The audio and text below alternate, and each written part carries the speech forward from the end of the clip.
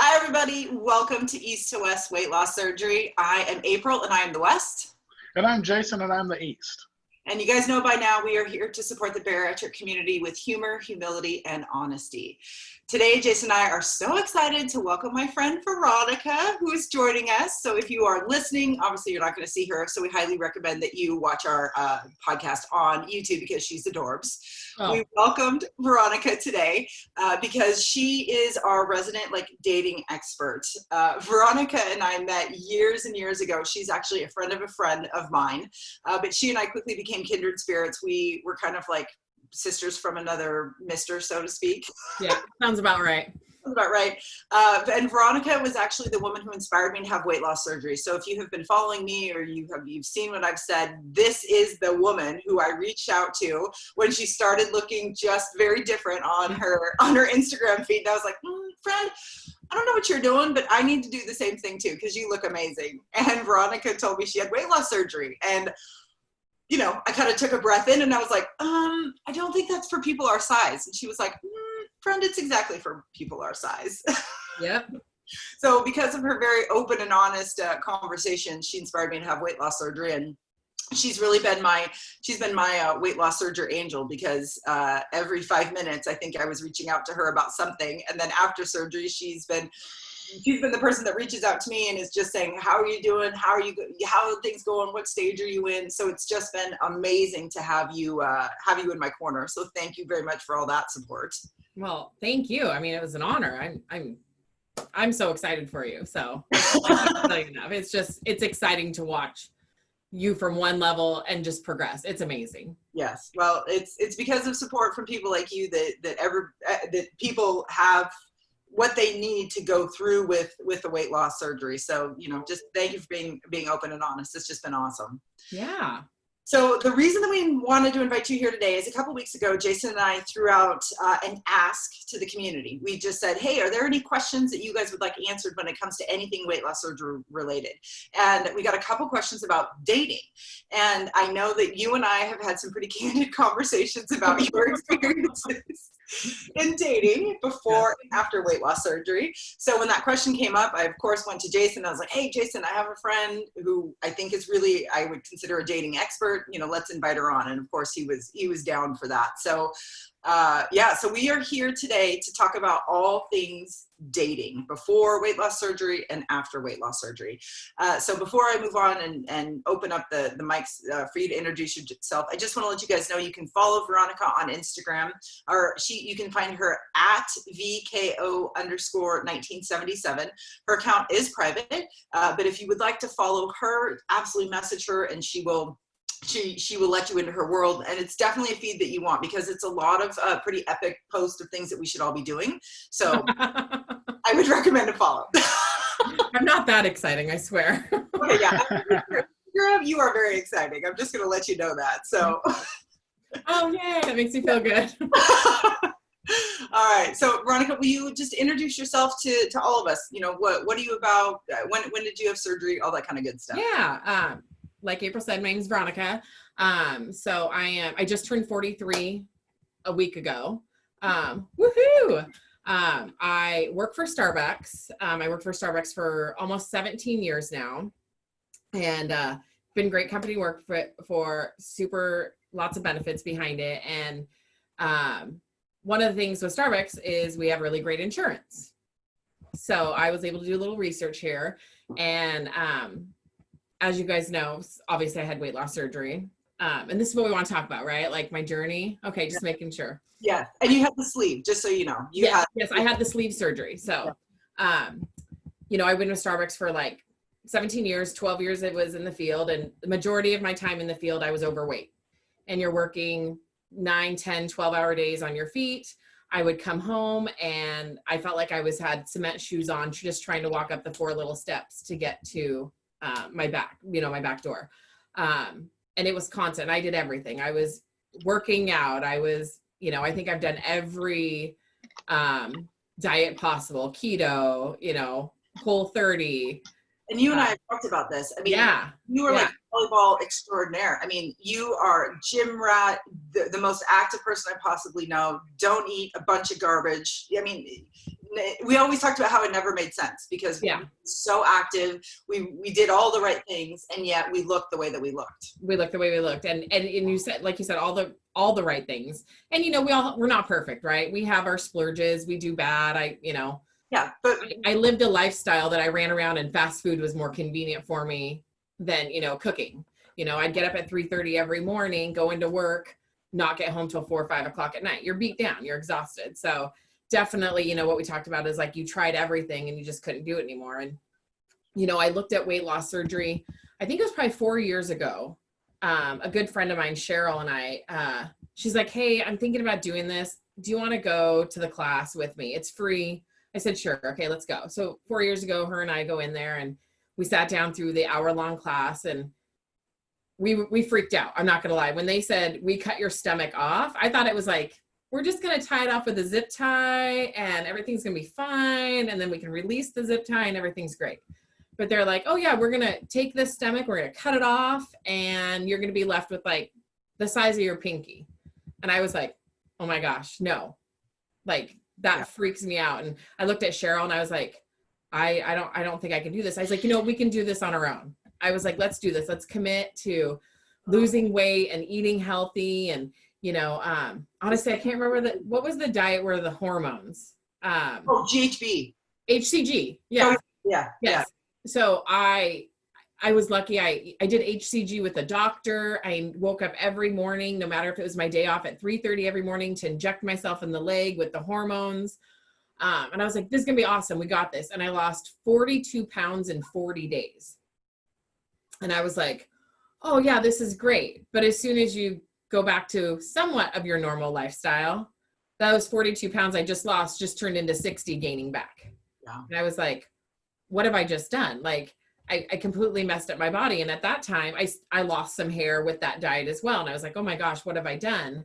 And I was like, you know what? I need to figure this out. And, you know, come to 2018, it's probably in January of 2018, the year before I got diagnosed with type 2 diabetes. And so I had to worry about that. I was in the stores. I would forget to eat 5-6 hours in my shift, was what wasn't helping, you know, my diabetes at all. No. And my mom's coworker, my mom was telling me how she had weight loss surgery. And I was like, oh, that freaks me out. I looked into it, blah, blah, blah. And then I was like, okay, I think I'm going to call her and ask her some questions. So I called her and asked her some questions, and she was really open. And she's like, you know, this is where I had it done. I was like, okay, you know, well, maybe I'll called CHI Franciscan, called them up. And I said, I'm thinking about doing this. And they're like, oh, we can do X, Y, and Z. And I was like, okay. So once again, I paused again. I was like, I'm not ready for this. And one day at work, I walked by my coworker's desk, and her name was Megan. And Megan to me was not heavy. Like, I looked at her and I didn't see her as being heavy. And I said, hey, Megan, how's your day going? And she's like, hey, can I talk to you for a second? And I was like, sure. She's like, I just want to share this with somebody. And I was like, what's up? And she's like, I'm having weight loss surgery. And I was like, what?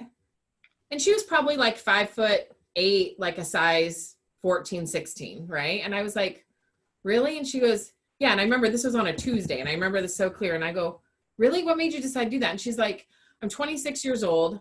This is preventative. I don't want to be somewhere in the future where I couldn't get a control of this. And I was like, okay. And so she explained to me, it was like a 25-minute conversation.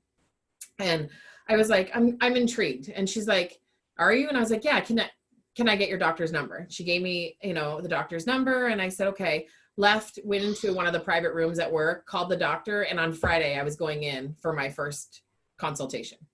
So Tuesday to Friday, he said, I don't have anything in your area, but you can come up to Kirkland. I said, great, I'll be there. You know, you don't have to pay for the consultation. Walked in. I was like, these are the reasons why. You know, I have type 2 diabetes. I've been obese my whole life.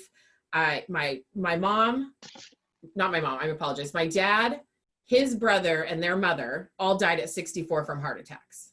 Oh my God. All of them, all 64 years old, died from heart attacks. And I was like, I have to get control of this. I was like, this can't be good. And, you know, I was like, what do I do? And walked in there, and I will tell you, I was emotional. I cried, gave him my insurance, and I was like, all right, let's do this. I was like, it's time. And he's like, great, we started this. We're going to call your insurance and let's get this process going. And like, to say the rest was history, that's what it kind of felt like. It just was like, oh, this is eye-opening. So I come home to my mom and I'm like, hey, I should probably tell you something. Like, so I made this decision, and, you know, and this was in like March, and she's just like, okay, I support you. I was like, you do? And she's like, 100% support you. And I knew insurance, we had to go through 3 months of the, you know, the pre-work for insurance. And they said, okay, let's book this for July. And I was like, of this year? I was like, oh, seriously? And he's like, but I don't know if I'm ready that soon. yeah, I was like, oh, like, this is no joke. This just got real. Like, oh, okay. Yeah. I said July this year, and I'm like, okay, I'm ready. And what do I have to do? And you guys probably know, and anybody that's been on it, insurance has some requirements, and you have to lose a certain amount of weight. And I wasn't sure if insurance was going to cover it, but because I was diabetic, 100%, you know, it was covered, which was a blessing in disguise, because either way I was going to figure out how to pay for it if insurance didn't cover it. Yeah. See, that's kind of funny, because I think I may be one of the very few people that I didn't actually have a weight limit, or a certain weight that I had to reach. My doctor was just like, you're too high of a risk, and you're between your age and your weight, you're too high to have bypass. So the only option we've got is the sleeve route, and if we have to do a revision later, we can once you get down to a certain weight. My insurance was just like, as long as you have 6 appointments with your doctor that you talk about diet, weight loss, and you tried stuff and that didn't work, ship you on through. Like, they were great about that That's part. awesome. So I did good on that part, but I've heard a lot of people talking about a certain weight threshold they had to hit, and I was lucky I didn't have to, because at 468 at my heaviest, I was able to drop 42 pounds on the liquid diet in 2 weeks. Whoa. So yeah, I knocked off 42 pounds on the liquid diet, and since I started the liquid diet February 22nd or 26th, I'm sorry, of 2020, as of this morning, I've dropped a grand total, starting with from the 468 at the highest to this morning, I've lost 103 pounds. Wow, that's amazing. That's insane. I had a sweet little 2-week stall at 370, and 370 didn't go anywhere except up to 371, and then it tickled 369 for a day, and then back to 370 for another week. And yeah, it made me want to do bad things to the scale. But yeah, as of yesterday, I broke it, and today I lost a little bit more. So that's awesome. Nice. But yeah, I was glad when I heard people talking about the weight threshold, that I didn't have to hit that, because there's no telling what would happen. Yeah, I was lucky I didn't have to hit my highest was probably 295, and I had a BMI of 42. So it was like, you had to be over a certain BMI, and then with the type 2 diabetes insurance, that it's a no-brainer. But I still had to go through the 3 months. Like, I still had to go through the 3 months of liquid diet, and I had to do 2 weeks liquid, 1 week food. 2 weeks liquid, 1 week food for 3 months. Oh no. Yeah. Oh, that's awful. Yeah, so I lost about 30 pounds on that. Nice. Yeah. And then prior to surgery, the 10 days of fasting.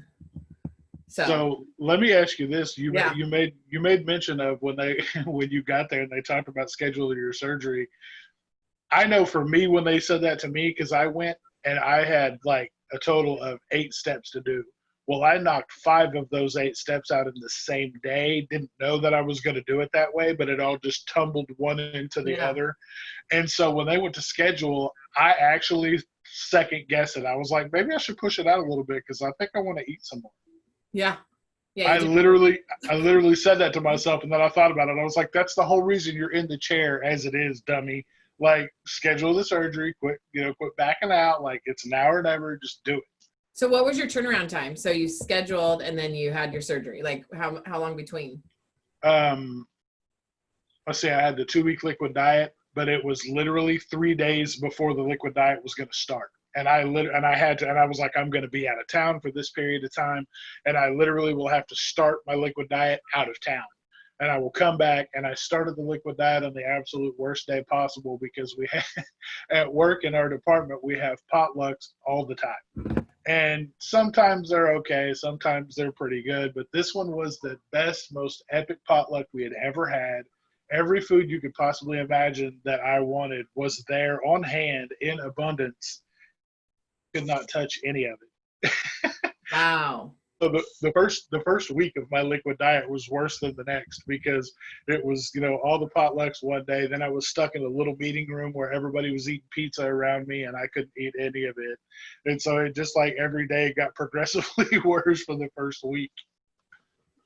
Just listening to this, it just is amazing. I mean, being where we're all at, but to think back to those moments in our life where food controlled every decision that we made. Mm-hmm. Right? Like food controlled how we thought about things and our emotions and our attitudes, and it's just food. Yeah. Mm-hmm. I used to always say, I love food, but just food doesn't love me back in the same way. That is 100% correct. It is. And it's crazy. And, I think about, the surgery, it came so quickly, and, talking to your friends about it, I was very open, and I knew there was going to be a handful of friends that were going to challenge me on my decision and question it. And so I thought about what I was going to say. And, I told my two best friends, and, her husband was like, oh yeah, that's great. That's awesome. And then she needed time to process it. And I remember going to one of my friends, I was like, hey, I'm going to tell you something. I'm going to do this regardless of what you're going to say to me. I want you to know my decision is already made. But you could ask any questions you want. Just if you have any intention of being negative, I don't want anything to do with it. She's like, okay. So I told her, and she goes, okay, I do have a lot of questions. I understand why you're doing it, but let's talk through this. And I said, great, let's talk through this and see what happens. And it was interesting because some people that you thought would be really supportive ended up not being so supportive. And the ones that you thought were going to challenge you and kind of question you ended up being the most supportive. And I thank God that like I have a great, group of friends, and they're supportive, and they just want you to be healthy and happy. And then they were worried on the side, but I'm glad that I was open about it. And I encourage anybody, if they can, be open about it. And I was open about it with my coworkers, about a month or so before the surgery, I sent out an email. I was going to be off of work for 3 weeks, and very honest. And they were like, oh, some of them said I had to Google what the sleeve was, didn't know what it was. But everybody was like so supportive, so thankful I told them. And, I look at the flip side of it, coming back from that, and you guys know, is you lose a lot of weight at the beginning. Yeah. And I didn't want to come back to work after a month and somebody go, oh my gosh, is she sick? Is something wrong? Right. Like what's going on with her, and it's like, I just would rather have been open and honest about it. And, I don't fault anybody that doesn't want to be, but for me, it was more of a relief and a weight off my shoulders just to tell people what I did. Sure.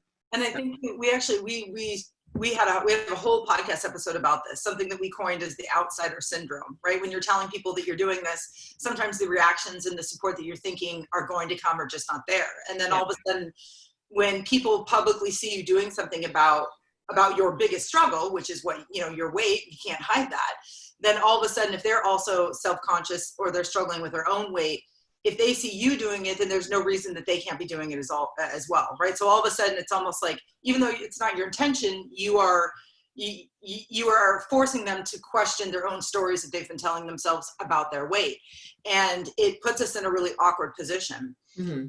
But I think what the power is of telling what we're doing to people publicly is that the more times that we say it out loud, the more we solidify our decisions and our reasons for doing it. And it almost helps us, gain back some of our power, or it just helps us become more committed to what we've decided to do for ourselves. And it can be really powerful. And if you just don't speak those things publicly, you don't get to practice your thoughts, right? I mean, you just don't get to practice that. And I think that's the power in being public. And then when you do get pushback from people, sometimes their questions are valid and genuine, and they're questions that maybe you haven't even asked yourself. So it's a great way to check, like, oh, I should probably know that. But then, it also very quickly becomes you become aware of where everybody else is in their own journey. And then you quickly realize, oh, that has nothing to do with me. That's just all about them. Right. So I mean, and you and I have talked about it often about, where the support came from or where it didn't come from, and how it really kind of shifted some relationships in ways that you weren't expecting them to shift. No. And you were very vocal on social media about the weight loss. And, I posted pictures. I wasn't vocal about it. I don't like the attention. I don't like being the center of attention. I struggle with attention. So anytime I post a picture, if somebody messaged me, it was like, hey, you look great. What are you doing? Boom, I'll tell you. I have no problem with that. But I wasn't like going out and like, offering up the information, and it's something sometimes I wish I would have, but I struggle with being the center of attention and having people give me attention. And it was like, oh boy, whoa, that's a lot. So I was just like, I'll ease into it how I can. And what's also interesting is you post a picture and you have so many people saying, oh my gosh, you look so good. You look so good. And you're in this picture with a couple of your friends. And I've had friends say, well, I look good in the photo. I'm like, I know you always look great though. Like, I think they're just not used to seeing me this way. Yes. It's like, I know you look great and you always look great. People think you look beautiful all the time. And it was like, okay, now I can kind of see that struggle with my friends, like this must be hard for them too. Well, in the work that I've done with my therapist and in that episode, in the outsider syndrome, when we all of a sudden start to so radically look different, our place in our social circles just it moves. Yeah. Because your status is very much connected to what you look like. And then when all of a sudden you start to look different and compliments start coming, then all of a sudden even your closest friends are now rejudging where you were at in the social hierarchy, even though they really don't care what you look like. Yeah. It's just what we are born and bred to do. And that is categorize and find out where we are, in these things. And it's just insane that happens in our most intimate of friend circles. I mean, yeah. I remember you had talked about even some people would reach out to you and be like, oh, well, I think you're too skinny, or like, do you have cancer, or all these weird ass questions. And you're like, I just lost some weight.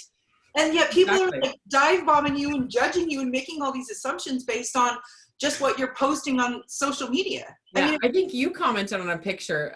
Somebody had posted a comment on one of my photos.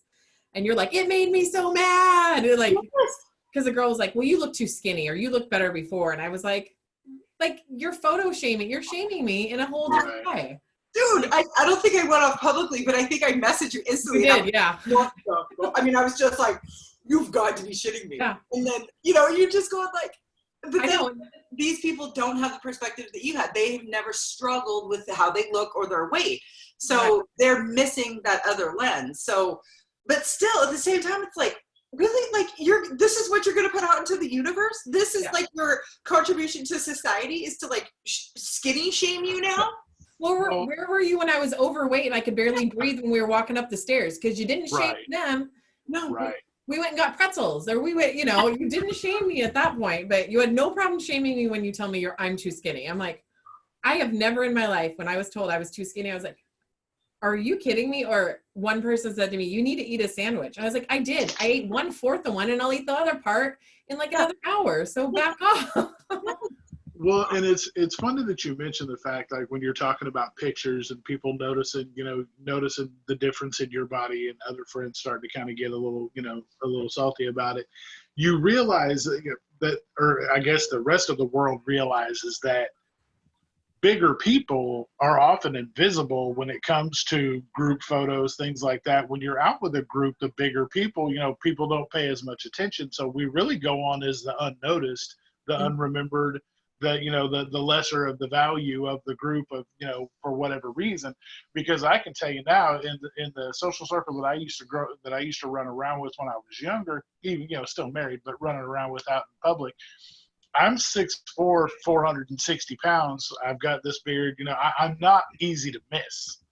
And you'd be amazed at how many people don't remember meeting me.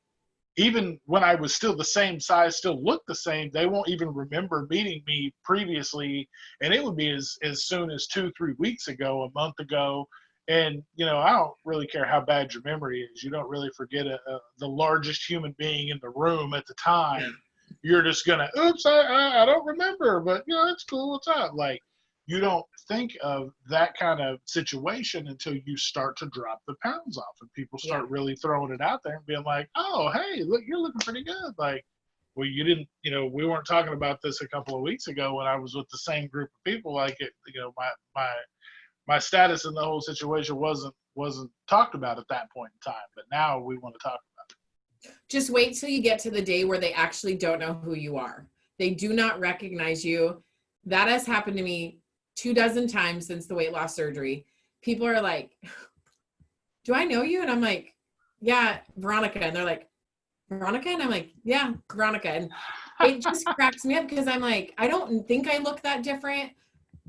But I also have a lot of people say, like, I don't remember you being that big when we look at pictures now. Like, Right. I look at you and I know, April, you've had this happen of like, Yes. I don't remember you like that. That's not how I remember you as. And I'm like, I don't either. And like right now, and Facebook and those memories that pop up, I'm just looking at these photos going, whoa, like I thought I looked good. Dang. The memory section will get you every single time. Pictures the same way, because I think back to it, and the most I guess comment that I get the most for just the small differences and changes I've made so far is how much different my face looks, how much younger I look, how much better the skin, all that kind of stuff. Those are the comments that I routinely get. And I will look back, because at first I was like, well, I look at my face all the time, so I don't see the difference like that. Yeah. And then I looked back at an older podcast that came up in my memories on Facebook from when I used to do the show that I was doing on Facebook. And that popped up, and I was like, oh, damn. I was like, and then, April and I talked about this last week. You start looking at your friends and your wife like, y'all don't want to tell me I look like this? Like, you guys knew I looked like this. You knew what I used to look like. You know what I look like now. Y'all couldn't say shit. Like, y'all couldn't be like, hey, by the way, tons of fun. Look at you. You're getting out of hand. Like, nobody wants to say, nobody wants to come at you like that at that point in time. But now you see back and you look at it and you're like, man, the changes come fast and furious, but they are welcome. Yeah. And the crazy thing with Veronica and I is our mutual friend was married. I don't know how long ago. I don't know when our wedding was, but there's tons of pictures of V and I at the wedding. Yeah. And we were both like, we were like, yeah, we looked fly back then. But then we look at these pictures and both of us are like, okay, but you never look like that. That's not that's not what you really look like. Yeah. And then we're looking at these pictures and they're like, well, clearly we must have, because there we are. But you just don't see it. Your brain doesn't. I mean, no. Nobody knows the mechanisms behind it. But you want to get mad at people because they didn't call you out for being fat, and at the same time, you're like, well, I guess I'm kind of glad, because like I still looked fly, but like, there was something wrong there. It's just the whole thing is just a shit. Yeah. People are always like, but you carried yourself so well, and I'm like, granted, I'm almost 6 foot, and almost teetering on 300 pounds. Sure, I looked different as somebody that's 5'8" and almost 300 pounds, but it still was there. Like, oh yeah. I mean, and there were friends that were concerned and like, hey, let's get healthy together, let's do this, and I always appreciated that. But it was just, it's like, you're right, I don't remember looking like that, and I didn't think I looked that bad, and you didn't tell me when we were out in Vegas like partying. You should have said something. Like, never let a girl at almost 300 pounds wear a dust ruffle, a butt ruffle around her swimsuit and think it's okay. Like, nobody stopped me. Because you rocked it. Nobody was wearing a butt ruffle. All right, I have to steer our conversation to what we actually wanted to talk about today, which is dating. But Jesus, man, we clearly we need to get together more often to talk about these things. Absolutely. There's a lot of stuff there. Okay, so the whole point of today was to talk about dating before and after weight loss surgery. And as Jason and I said, we were both married. Jason went from healthy Jason to obese Jason in his marriage. I went from obese April to morbidly obese April in my marriage. But we were married when we had the decision to have weight loss surgery, and both of our spouses supported it. So he and I have been out of the dating pool for a very long time. So we would love to know what your experiences were when you were dating as fat V, and then we're going to compare that to what your dating experiences have been post weight loss surgery. And then what I'm very interested in talking about when we get to that section too is how you are preparing to date after your skin removal surgery, which you're having very soon. So. Because I know that you and I have talked about that, and when you and I had that conversation, it was like light bulbs just were going off in my head, because I would have never thought of these issues or barriers or concerns because obviously I'm not in the dating world, so my brain's not there, but a lot of people who follow and are part of our community have these questions. So we really want to dive into that. So first and foremost, what was it like dating before weight loss surgery? So I didn't really date a lot. Okay. So, you always had crushes on guys, and, I tried to do the dating scene, and I'd always have friends be like, hey, so-and-so's interested, but yet they would never reach out. And so I wasn't a huge dater before the weight loss surgery. However, that doesn't mean I didn't have fun. Like, I had sex, had a good time, mostly like not one night stands. That sounds kind of slutty. It wasn't like one night stands, but people that you were comfortable with, that's pretty like friends with benefits. Right. Right. So I didn't date a whole lot. And when I did, they didn't really last a long time. It would, maybe a couple months, and that was it. And then I went I'll totally be honest. I went 6 years with like no sex, no nothing, like just not feeling good about myself. Wasn't loving it, and I don't ever think of myself as depressed. But at the same time, there was probably a depression that I was probably going through. And what would I do? I would eat to fill that void. Right. So I ate a lot. And so, the whole dating scene has changed since even 2 years ago. Like, all these dating apps now, you have Tinder, you have Bumble, you have all these things. And what's interesting is, so like I said, didn't date a whole lot, but when I did, I was very self-conscious of my body. I was so excited to not have to be like that, to not have to like somebody go to grab your waist and you're like, whack, batting their hand out of the way, or, them putting their hand on the side of your waist, even fully clothed, you're just like, back off, what it's like. I used to call it my chub nubs. I'm like, don't touch my chub nubs. Like, just please don't, like, stay out of that area. But then cut to weight loss surgery. And, so it was end of July. Right. And September, I had a trip to Vegas planned with a girlfriend of mine who also had weight loss surgery in May of the same year. Oh, okay. So she's like, you know what, let's treat ourselves to a Vegas trip. We're both going to have these surgeries. Let's just go, the two of us, no pressure, because we're going to have the same eating habits, same everything. And when we were there, she's like, hey, guess what? I'm on Tinder. And I was like, what? I was like, you're on Tinder? And she's like, yeah, you should get on it. And I was like, no, I'm not ready for that. And she's like, no, come on, it'll be fun. We're in Vegas. Like, you're never going to see these people anymore. Let's just do it. So I was like, okay. So, took a couple cute pictures the first day in Vegas, and I was like, okay, let's make my Tinder profile.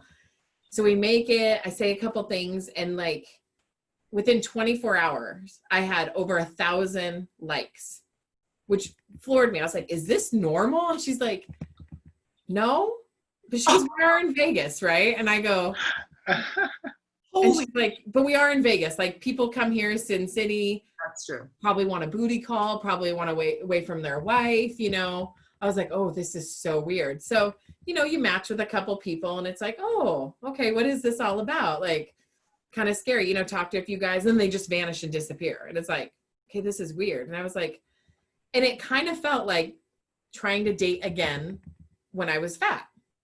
Like, but instead you have this app, and you have all this variety, and they also have the app. So they are looking for the next best thing. So I don't know if you guys probably know how it works, right? You like somebody, they like you, you match, you talk, right? Okay. So I had matched with a few people, and I was really excited. I was like, oh, here I go. Here I am dating. And then it was like 24 hours later, they're gone. They just disappear. And it's like, oh, and I was taking it personal.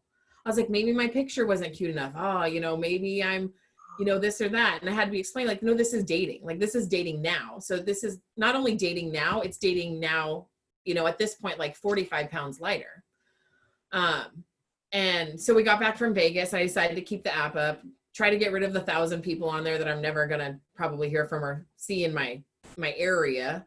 And I got on Tinder here in Seattle, and I met somebody, and we started hanging out, and he was from Virginia. Really nice guy.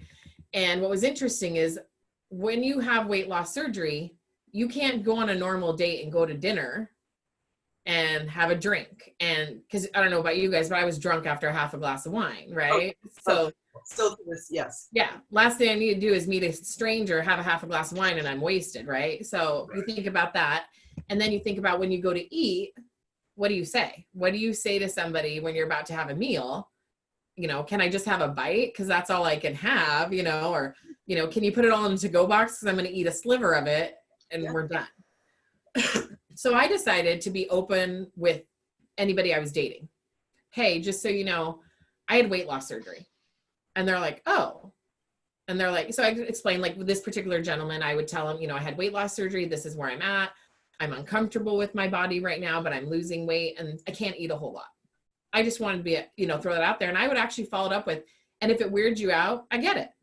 I totally understand. Because if it does weird you out, you're not the guy for me, right? Like, it's one of those things. And, we dated for about a month and he actually moved back to Virginia, but that was probably, to start out dating after weight loss surgery and meet somebody, was probably one of the best experiences because he didn't make me feel bad about it. He said, I like the way you look, probably had the best month ever, going on some of the greatest dates because he knew that we couldn't just go to dinner. He made an effort to do other things for us. Like, let's go to the museum or let's do this. Let's hit up Seattle, So I have to say that was nice. Yeah. Great experience. But not so great after that. I don't know. Okay. Are we PG on this? No. Not necessarily. Okay. I mean, I won't drop the F-bomb, but what? We have, it's okay. But as you know, as I continued to date, you're judged by your photo. That's what these apps are, right? So as I lost weight, I would change my photo. So I made sure to look the way I looked. I will rewind for a second. When I was dating this guy, it was about the month of October, and it was roughly 3 months after surgery. So that's when my hair started to fall out. Oh. And so one time when we were in bed, I left the next morning and it was like, he said, it looked like Chewbacca had been in his bed because my hair was everywhere. Yeah. I mean, and it was like, and right before that I had gone to Mexico and I was like, you guys, I think I'm good, with my other friend who had the weight loss surgery and her hair is falling out in Mexico. And I'm like, I think I'm good. Mine's not going to fall out. Like, we're good. Oh, you doomed yourself. I doomed myself because it was like coming out left and right and it was all over the sheets and everywhere and there was hair. And so I'm like, oh yeah. So one of the side effects of weight loss surgery is I'm going to lose my hair. And he goes, like, bald? And I was like, no, but it is going to get thin as you know, right? So I had to be open about that. So really you have to choose on whether or not how honest you want to be with the person that you're dating, because it could either make or break it, right? Like, yeah. If somebody's sitting there grabbing your hair or playing with it and it's falling out in their hands, they probably want an explanation. And what are you going to say? Like, yeah. It just happens. Like, I'd rather have been honest and been like, it's part of weight loss surgery, right? So very interesting. Well, and I remember too, in the conversation that you and I had that was just so enlightening, is I remember you just being so frustrated because you were saying like, I'm kind of like screwed either way here. Yeah. Because if I don't if I don't tell the person that I'm dating that I've had weight loss surgery and I eat a very small meal and I choose to not drink an alcoholic beverage, then all of a sudden I get bombarded with, well, oh, so are you sober because you have a drinking problem? Right. Or do you have an eating disorder? Or, what's wrong with you because you're eating and drinking so little? So, right. So now I'm being judged because of what I'm choosing or, just what I'm choosing or what I physically am not able to do. Yeah. But if I do tell somebody, well, I've had weight loss surgery, so this is why I'm eating so little, then all of a sudden the conversation can shift to, well, do you have a problem with food? Or are you going to get fat again? Or right. like, all of these, like, really equally awful questions. Yeah. So you're really stuck between this rock and a hard place because no matter what you say, there's a potential, you're exposing yourself for a potential of a really bad reaction. And just based on our conversations, you really dated, you really had kind of experiences in all of these levels. And no matter what ends up happening, you're pretty much left with feeling like shit.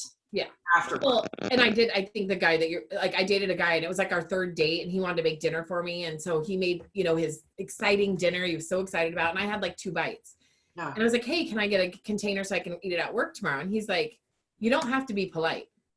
And I was like, what? And he goes, you don't have to be polite. And I was like, if you don't like it, you don't like it. And I was like, no, it's not that I don't like it. And he's like, okay, whatever. And he kind of rolled his eyes and he's kind of a smart ass anyway. And I was like, okay, so I'm going to tell you something and it might weird you out. So I'm going to tell it to you right now. And I go, so I had weight loss surgery in July and he's just looking at me like this. I was like, so I'm throwing that out there. And he goes, I go, if you have a problem with it, you want to ask me questions. If you're not into this because of that, like, I get it, like it is. And he goes, no. He's like, but I am going to eat the rest of the garlic bread. Is that going to be okay? I was like, yep, totally fine. Like, but I'm glad that I told him, because like you said, I don't want to offend anybody. Yes. But at the same time, it's like, I can't explain it any other way. It's just like, oh, I'm trying to eat healthy. Well, yeah, I am, but I also can't. I'll throw up all over your counter if I take any more bites of this, and it's not going to be pretty. Yeah. So, you know, and it's frustrating because, like you said, it's hard. You don't win either way. And, you know, I dated a guy. It sounds like I've dated a lot, but I've dated a lot in the last 2 years. Like, I've really thrown myself out there, and April was kind of my therapist there for a while, because I was like, I don't know what to do. Like, what do I say? And one particular guy that I actually thought was like it, like I thought he was the one. Mm. And I told him right off the bat about my weight loss surgery. I just wanted to be honest, and he never seemed to have a problem with it. And, you know, we dated for about 3 months, and then he, I guess, quote unquote, disappeared. And then he came back into my life about 2 months later. You know, he was dealing with his own issues, and things were growing great. And I remember him asking, so this was a year after my surgery, and we were having a phone conversation, and he started asking me how much I used to weigh. And I was like, how much do I used to weigh? I was like, why do you want to know? And he goes, well, I'm just curious. And I was like, well, you know, and I told him, and he's like, oh, I was only like 10 pounds heavier. And I was like, oh, yay, we're almost the same weight. Thanks for making me feel good, you know? Said Kinda no like, woman ever. yeah, exactly. And I was like kind of wondering where he was going with this. And he started asking me questions, and I go, are you afraid that I'm going to gain the weight back? And he's like, no. And I was like, well, why are you asking me? And he's like, well, I was just wondering. And then he didn't, I guess I never told him, but he never really asked when I had the weight loss surgery. And in this conversation, he asked when I had it. And I go, I had it a year ago. And he goes, what? I go, I had it about a year ago. And he goes, I thought you had this like 5 years ago. I go, no, I had it about a year ago. And I go, you're afraid I'm going to gain the weight back, aren't you? And he's like, no, that's not it. And I was just like, okay, but if you're afraid, like, you need to tell me. Right. But so, that's the only reason why you would be asking that question. Right. Right. The only reason. Lo and behold, that is the last conversation we ever had on the phone. And we texted for about two months after that. And every time I'd ask if he wanted to hang out, it was an excuse. And I was just like, and I sent him a text. It was probably like 3 weeks after that conversation. I was like, hey, I can't help but wonder, are you not wanting to hang out with me anymore or see me? Because the last conversation we had was about my weight, and you're afraid that I'm going to gain it back. And he said, no, that's not it. I've just been busy. Bullshit. Not for that long. You're not busy. I don't care what you got going on. No. And that's what was sucked, is like, you're already self-conscious about your body. You've already, quote unquote, been fat almost your whole life. Then you throw yourself out in this dating pool, and you're feeling good because you're down, you know, however many pounds. Like, I lost a total of 100 pounds, and I've teetered about 8 pounds since, right? And you're feeling good. And then you have somebody actually like worried that you're going to gain the weight back. And I'm worried I'm going to gain the weight back. You know, they say within that first 5 years, that's a make or breaker for somebody. Yes. And I'm thinking, a year into this, why do I want to date? Do I need to wait until after the 5-year mark to date at this point to make sure? And I remember when you and I had that conversation, you know, it just makes my heart break, because I'm so fortunate. I worked hard to find my husband and to be in the relationship that I'm in. But just hearing your stories makes me so thankful that I am where I am in my relationship, because I met Grady at a very high weight, and my relationship was based on who I am as a person. While what we physically look like, I'm never going to judge or be mad at anybody for being honest about, you have to be physically attracted to somebody to be in a relationship. Absolutely. It's a big part of it. Yeah. But for whatever reason, I was drawn to Grady, and Grady was drawn to me, and we got married, and that physical attraction was there regardless of what my size was. I think he would be honest in saying he's more attracted to me physically now because of how I look, and I'm not mad at him, and that's not a bad thing. It just is what it is. Right. But to hear you talk about this this thing that's already very personal, and this thing that you are already very proud that you have done and gone through, and you're finally getting to the point where you physically look like what you always thought you looked, right? So you're trying to rectify that. And then you throw on top of it all of this other stuff. And when you told me, you're like, I think I'm just going to be done dating until whenever. And it's like, oh. But there's so many wonderful things that come with being in or having a relationship, having that significant other. And I see Jason nodding. I mean, Jason's a father. He's a grandfather. He knows the joys that can come with relationships. So it just breaks my heart to know that there is somebody out there who's adding to my life, just as Jason's wife is adding to his life. And we want nothing but that for everybody who also wants to seek that. Yeah. At the same time, then you hear these stories that you're sharing, and it's just like, what the fuck? You know, like, this is ridiculous. This is ridiculous that this is how important and ingrained and like put on a pedestal not only what we look like, but what we weigh, that number. And it is so trivial to really the things that matter most in a relationship, yet it's the very first and top thing that's a part of a relationship. And even with the gentleman that you were dating for months, it was still the biggest issue after months. Well, and it just makes me realize, like, man, when I was fat, you wouldn't have given me the time of day. You wouldn't even looked at me. And it's like, you have your own struggles in weight and whatever else. And it's just like, you're really not going to give me the time of day, or you're so worried. You can't even be honest with me that you're worried about that. Like, you should be honest with me. It's a worry that I have every day. Like, I don't want to gain the weight back. I don't want to go back to what I was before. And so adding that layer on top of it is just like, okay, you know, and it's interesting because there are guys that I have told that have been great, fantastic, so supportive. And honestly, like, the reaction is like, great. And then there's ones like that are just, you know, not so kind about it. And then they just disappear. And it's like, what did I do to you? Like, you couldn't have just had an honest conversation with me.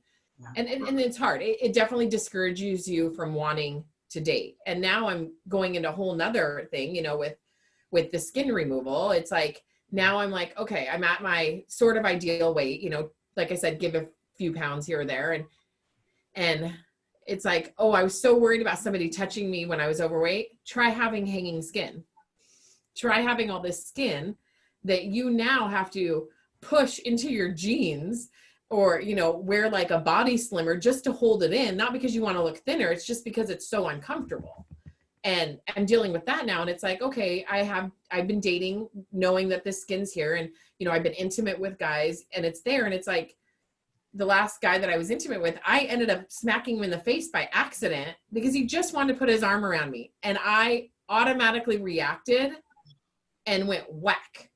And I was like, I'm so sorry. Like, it's like, I don't want to do that anymore. I don't want to go through that. I don't want to like feel like you can't touch me, or, you know, that I'm so self-conscious about it right now. So it'll definitely be interesting to see if my mentality changes and if my confidence goes up with the skin removal, or is it just my own issues that I've had forever and I'm never going to get over it, you know? So it'll be interesting. Well, it's interesting that you put it that way with the layers, because this is an extremely heavily layered situation, because dating in itself is hard to put yourself out there in such a vulnerable way, to open yourself up enough to let people in to try to get to know you on any level anyway.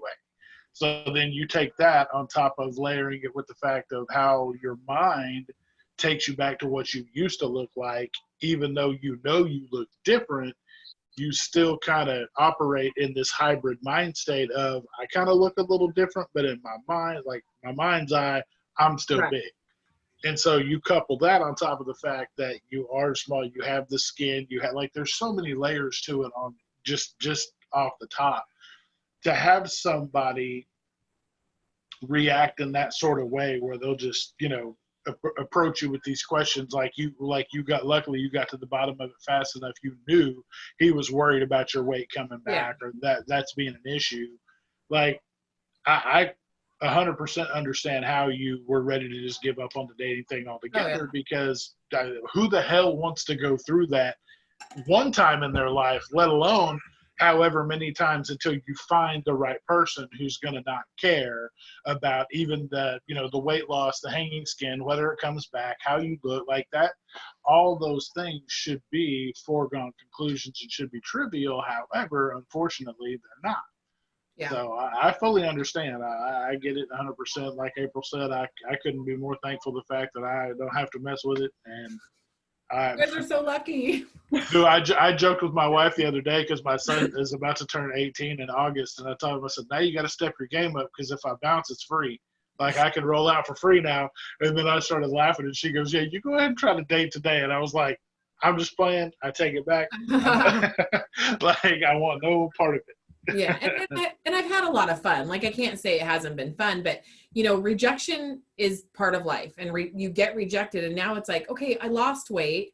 And yet, you know, this guy or guys, you know, aren't calling me back or, you know, did we just not click? Is it because of my skin? Like, oh my gosh, did they just get grossed out? You know, you think about those things. So it's like, maybe you just weren't compatible. But when you have body image and body dysmorphia and stuff, you still think it's because of the way you look. Yeah, and compatibility will always be the last thing that could, like, just simply, it could just be A or B. Like, you'll always go back to the weight first. It'll always be the weight, the skin, the whatever, you know. It'll always be something with yourself that you will jump to before you just say, maybe that guy was an asshole, or maybe it just wasn't for me, or maybe this or that. But yeah, and sadly enough, like you said, the rejection portion of it always feeds in because that's, as bigger people, that's just what we get used to, a certain level of rejection in our life. And just like the surgery doesn't fix the mentality of how you think about food on its own, you know, the rest of your mental issues and struggles that we have from being heavy and the things that we've played into our lives, that those don't get fixed with the surgery. It's crazy, and it's what I used to say to April, it's a mind fuck. Yeah. No, it is. It is. 100%. Like, it is. And it sucks, but you have to know that going into it, going into the surgery, going into dating after the surgery, doing anything, it's going to mess with you. And you have to own it and recognize it and like work through it. Otherwise, I mean, if I didn't, I would go crazy. You know, I might as well just move away to the middle of nowhere and not be social with anybody at this point. But, you know, dating is hard, and it's not, I don't think it's going to be any easier after the skin removal, even though I hope that it is. I don't think it will be. You know, I think it's just going to be another, like you said, another layer added to it, another complication. And we talked about like explaining the scars, you know, what do you do? What do you do with that? It's like, but thank goodness, I think with technology today, I've been watching some of these people that are having the same procedure, because I'm having the full 360 body lift. Best option for me, just with the amount of weight that I lost. And I've watched some people 4 months, 6 months, 8 months out of surgery, and it's a very small scar, you know, very small. Very small. So I'm just like, okay, it's not going to be as noticeable as I thought. Way less noticeable than all this skin hanging down, right? No, and that's 100%. There's a woman that's local here that's in one of the bariatric support groups that my surgery center has, and I've watched her go from pre-surgery to surgery to 3 years removed now. Now she's already been through all her tucks and lifts, and all her plastics are done. Like, she's completely finished, and you would never know. Yeah. You just wouldn't know. Like, she rocks bikinis without an issue, no cover-ups, no any of that. She goes out and just, lives just the fullest life she can live, and has no issue with it. Now, mentally wise, you don't know what all was going on in there, because that's not part of what she posts about. But just keeping up with the progress and how things are going, you would never know. That's awesome. That's awesome. So Veronica, where kind of have you landed? So have you just paused on dating at the moment? So let's talk about this. Dating during quarantine is not easy. Let's talk about that. Yeah. So Zoom dates. Exactly. So I think everything happens for a reason. So my skin removal surgery was set for March 20th, and I got the phone call 12 hours before my procedure, that because our governor decided to take away all elective surgery. So my surgery was on a Friday. They called me Thursday night at 7 p.m. He couldn't have just let me get through the weekend. Like, I just needed to get through the weekend. And so they give me the call. You know, I have my mini breakdown. can't do anything about it, but you get to be sad. You get to be sad, emotional. And that day that I was supposed to have the surgery, I actually went golfing by myself, and I had posted a few pictures of me golfing, and a guy on Facebook that we have mutual friends reached out to me. He's like, hey, if you ever want to go golfing with somebody, you know, I'll be your golfing buddy. And I'm like, great. So we've been talking, we've hung out a couple times. You know, I don't know where it's going to go because we haven't been really able to hang out a whole lot. But definitely weight loss surgery, and then you had a quarantine and everything else to it. It's been challenging, but I mean, I still will date, but I decided not to get on any dating apps until after the skin removal surgery. I just, another mental mind fuck that I don't need to add to this, to be like, oh yeah, well, I'm going to be out for 2 months because I have to do X, Y, and Z. So I just decided to not do that. And with guys that I have dated, because I've had this procedure booked since December, I've told them, like, I'm having this procedure done. I'm having a tummy tuck. I lost this weight and just not happy with my body. And I can tell you the 3 guys that I've told about it have been nothing but supportive. Like, that's awesome. Do what makes you happy. I think that's great. You know, let me know how it goes type thing. So, okay. Super supportive. Like, one told me how he watched Botched all the time. I was like, well, we don't want to go in that direction. You're like, yeah, thanks for putting that in my head. I appreciate it. Yeah, but dating on hold, talking to somebody currently, and I mean, he's a nice guy, so we'll see where it goes, but definitely not getting on any dating apps till I'm fully 100% like comfortable in my own skin, to say. Okay. In my new skin, I don't know. In your modified skin. In my modified skin, yeah. So how are you, or are you even doing anything to prepare yourself for dating once you've healed from skin removal? Or are you just really taking a step back and just saying, I'm not going to think about it because I'm not living there in that space yet, so I'll just deal with it when I get there? So I decided to not, I want to say like old-fashioned dating, but I've said to myself, I don't want to get on any dating apps at all anymore. My experience was great, and I met a lot of great people, but on the flip side, I can't tell you how many dick pics I got, how many perverts I got, how many times I was asked to meet a husband and wife for rendezvous. Like, it was just too much. It was just like, haha, you know, it was funny at first, but then it got kind of, it was like, really, I'm now 43. Is this really what I'm doing? And you start to realize that these people on these apps, it's just, when I started getting on them almost 2 years ago, I see the same guys still on there. And there's a reason they're still on there, because I don't really think they're looking for relationships. I don't, as much as they say they are, I don't think that's the case. Yeah. And so I'm going to try to do it differently after the surgery. I definitely want to stay away from the apps. Like I said, there's a lot of great people, but it just wasn't my jam. And I just don't think I want to go back to that. Okay. So for people who are, I guess, are struggling with dating either before or after weight loss surgery, the question there's 2 questions that are always almost embedded in their actual like sentence, but it's very much tied to, well, how do I date when my confidence is low? So this dating and confidence always goes hand in hand. And I think you kind of touched on this a little bit, but I think it's important to let people know that in every other aspect of your life, you are very outgoing, right? You're very bubbly, you're very vivacious, loud, not in a mean way, but you know what I mean? You're just, right? And Jason and I often talk about this. I don't know if it was because of our size that we felt that we had to compensate by having over the top personalities and experiences. I don't know if that's just who we are naturally. Maybe it's a combination of it. But people often ask me, you know, well, how do I build my confidence? I don't know how to answer that, because it's just something natural that I think comes to us.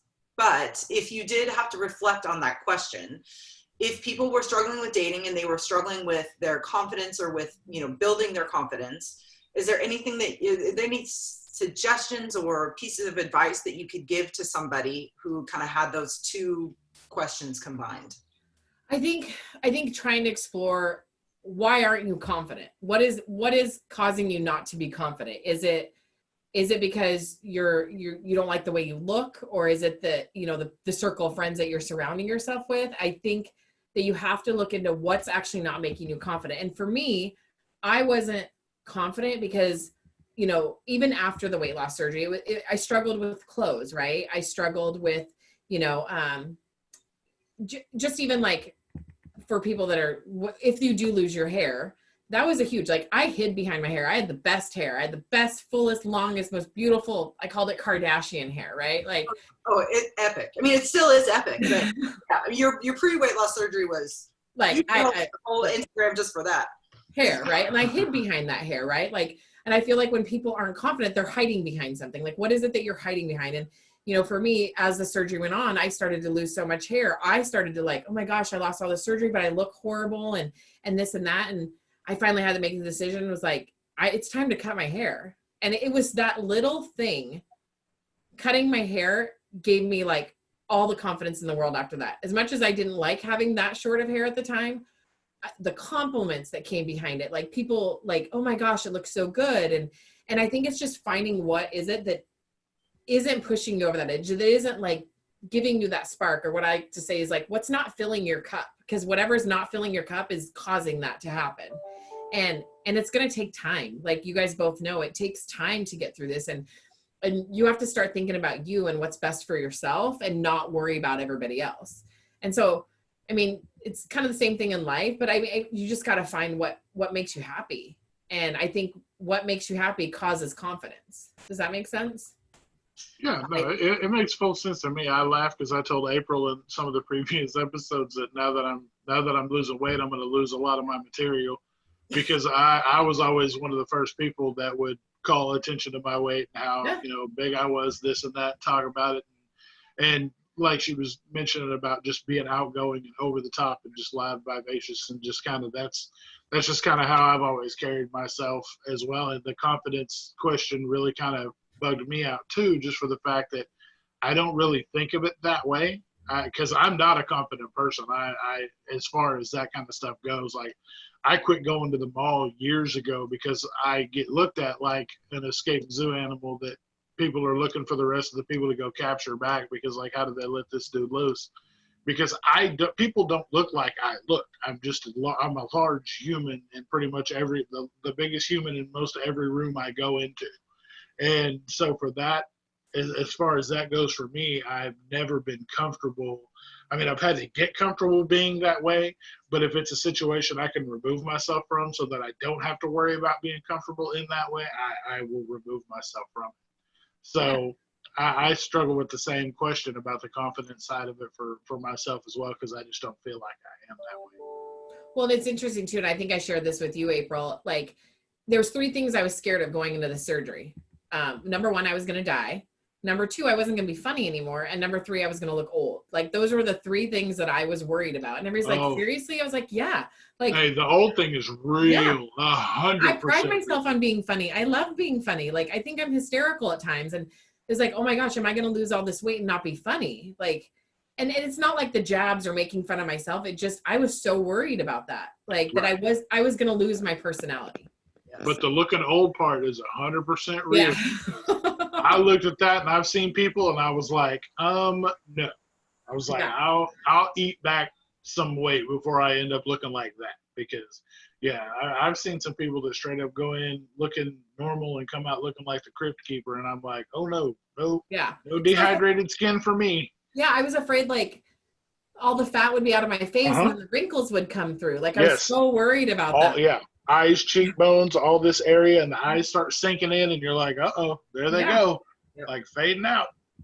But that is our brain trying to talk us out of changing, because our brain knows, we really do know what it's going to take to live life as a thin person, consciously. And your brain, your addiction is going to do everything it possibly can do to talk you out of that, because what you continue to do is comfortable. So our brain really does identify what we are most proud about of ourselves, and then it uses it as a weapon against us, right? And for V, it was absolutely, I'm not going to be funny anymore. This is going to alter who I am as a person, and I don't want to do that. So I'm just not going to do what I know is actually best for me, because this is going to fundamentally alter me. Yeah. And now that we've all been through it, we know that's absolute bullshit. It's not true at all. No. And then we get mad at ourselves and we say like, why didn't I do this sooner? Well, that's, that's negative self-talk, and that doesn't help at all. It doesn't help anything, right? And the one thing I always recommend, and I'm going to show you guys, I think April, I told you this too, is have a before and after picture. Like, keep those on your phone as something to look back to, to be proud of where you've come, right? Like how far you've come, what you've done, and to remind yourself of like, oh, I used to look like that. And this is one that I always like to show. Oh, wow. Like, and wow.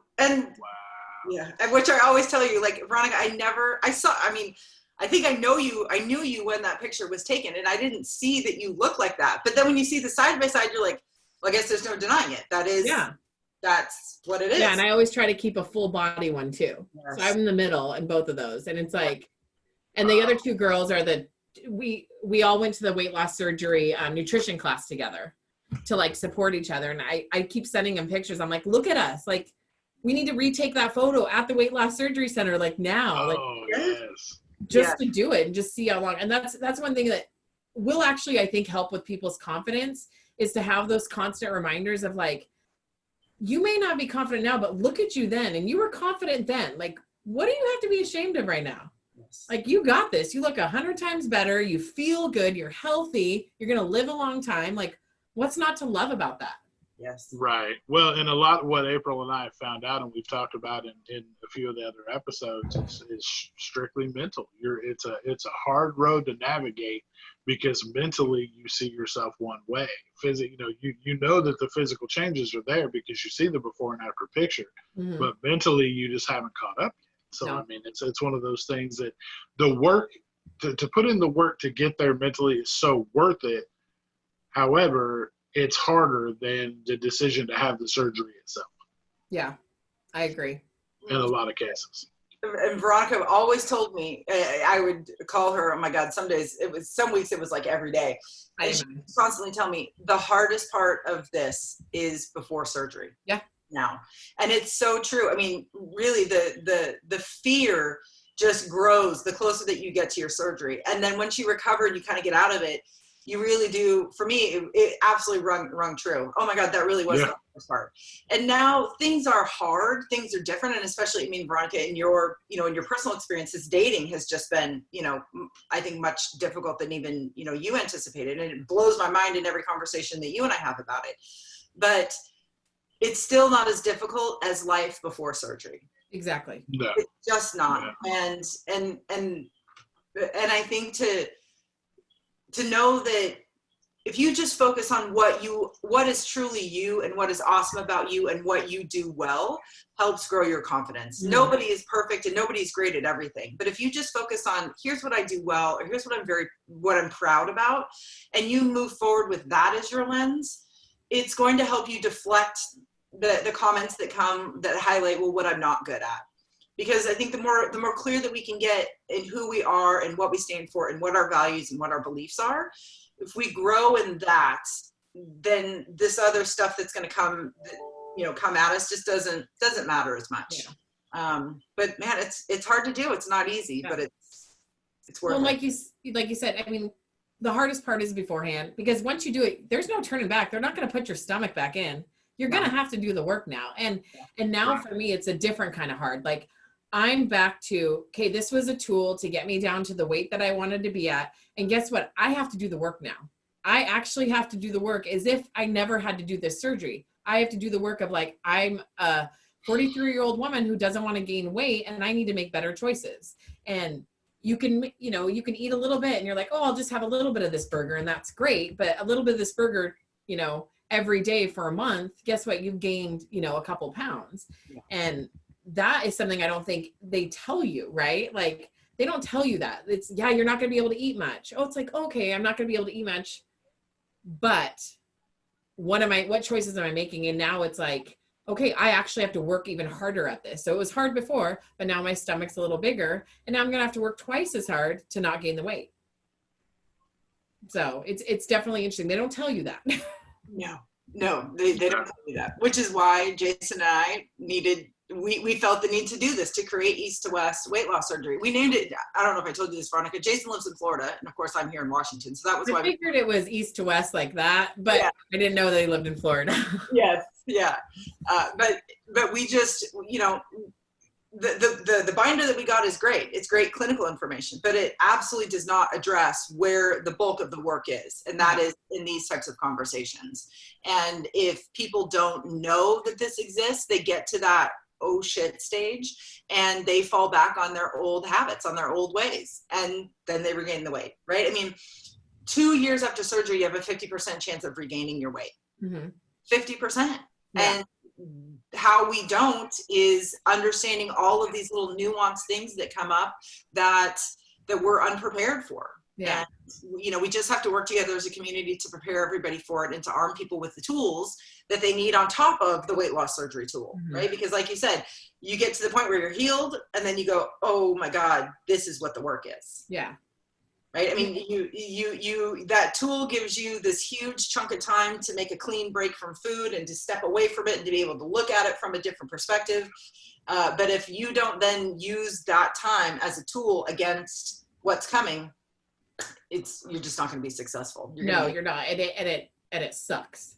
It sucks when you gain that, like I said, I gained about 8 pounds, and it's not about the 8 pounds. It's about, what did I just do to myself? Like, you were blessed to have insurance cover it.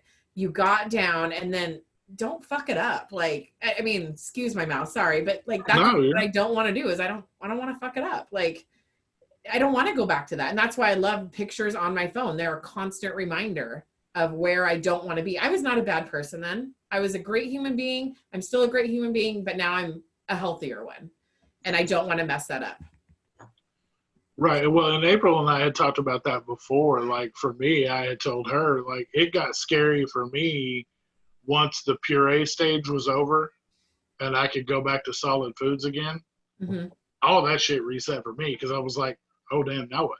Like, and then you go to the binder, and the binder's like, yeah, just don't do bad stuff. I was like, oh, okay, cool, thanks. Yeah, but now I have the whole world in front of me going, yeah, what do you want to eat? And I'm like, fuck, I don't know. I was like, I don't know what I can eat. I know how much of it I can eat, but I don't know what I can eat. Like, and you get to a point where you start doing things you think are going to be okay, but they turn out to not be as healthy as you thought they were.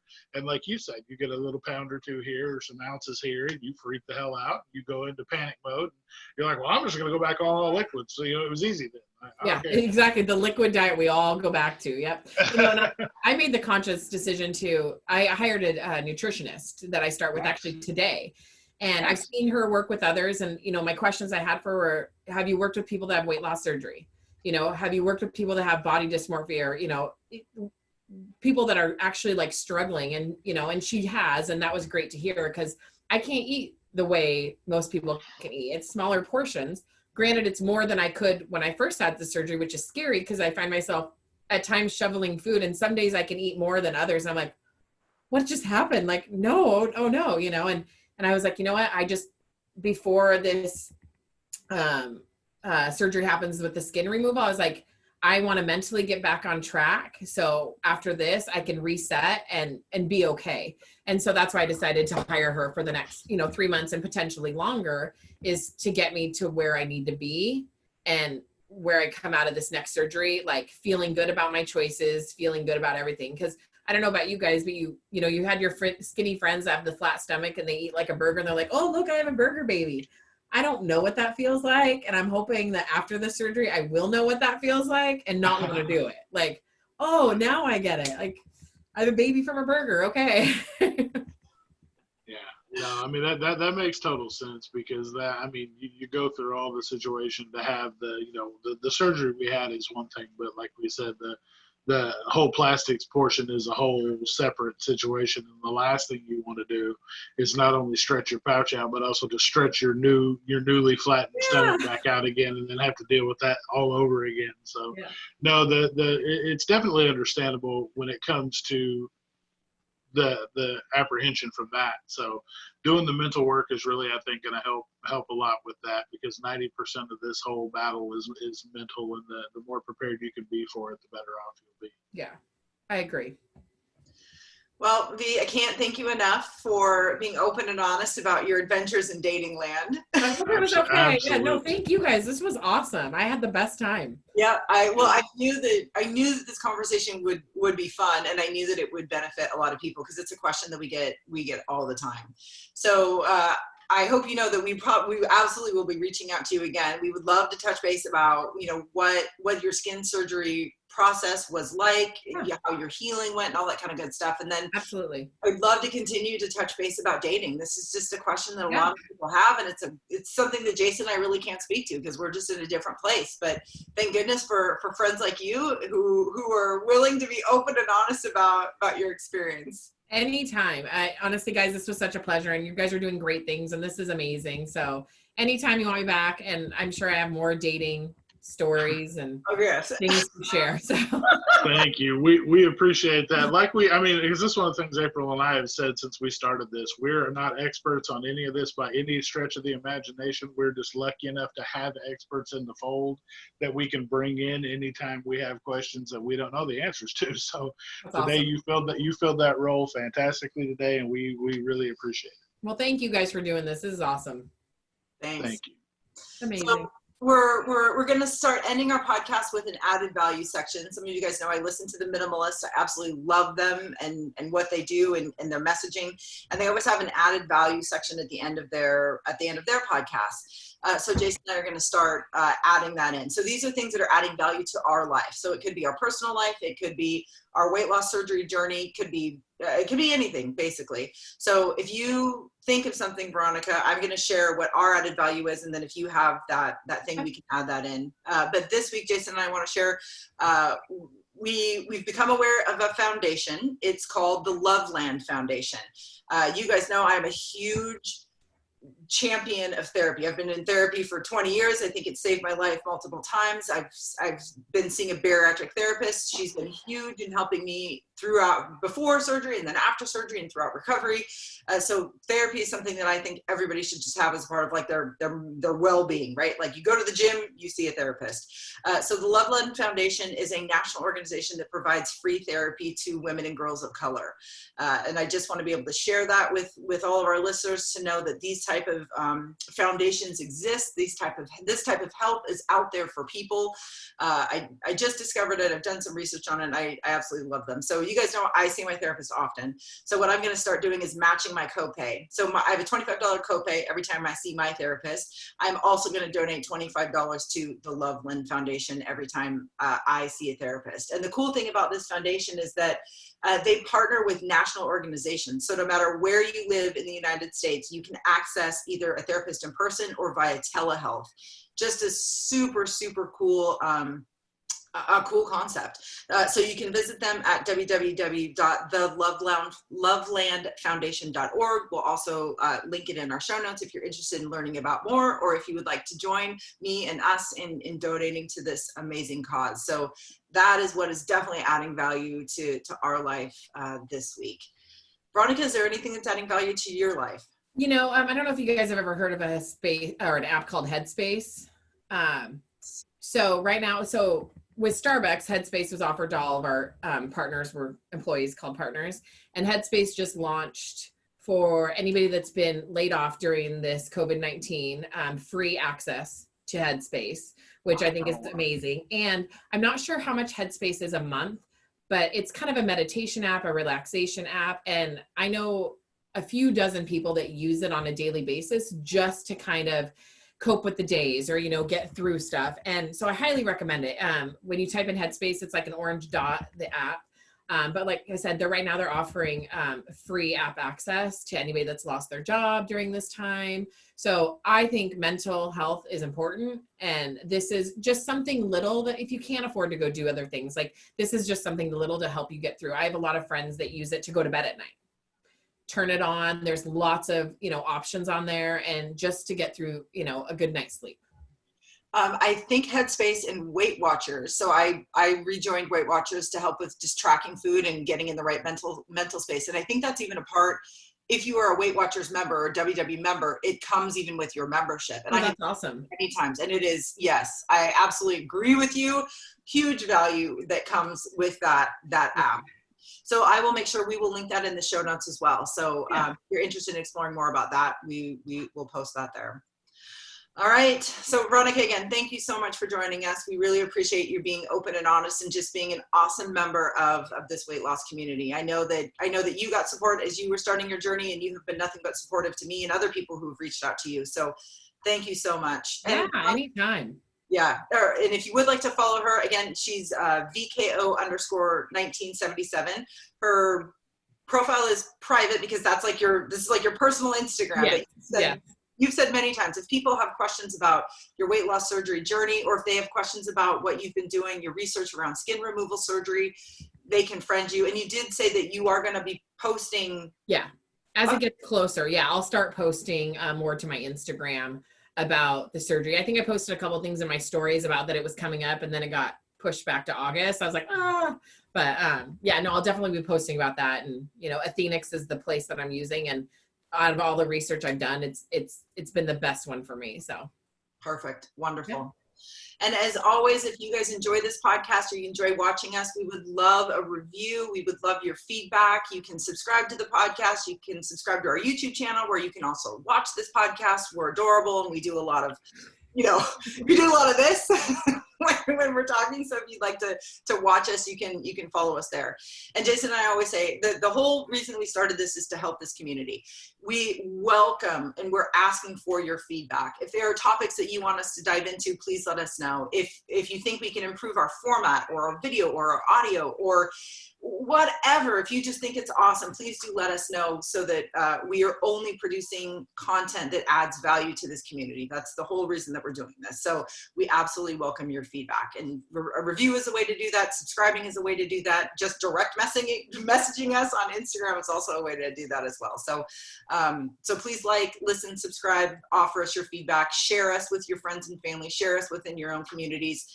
We just want to make sure that we're adding value to our weight loss surgery community, and we spread the love. So you can absolutely help us do that. Jason, did I miss anything? I don't think so. I just we want to definitely say we appreciate all the love and support that we've had up to this point. The views are growing. The subscribers are growing. We're growing in every possible platform that we've put out there. So so far it seems like we're adding value like we wanted to do. Like April said, please just let us know if there's anything we can do to improve, or anything you have questions on. We'll be happy to get somebody in here that knows if we don't. Absolutely. All right, you guys. Thank you again for a fantastic conversation today, and we'll see you guys on the next episode. Bye. Yes, thank you very much. Bye-bye.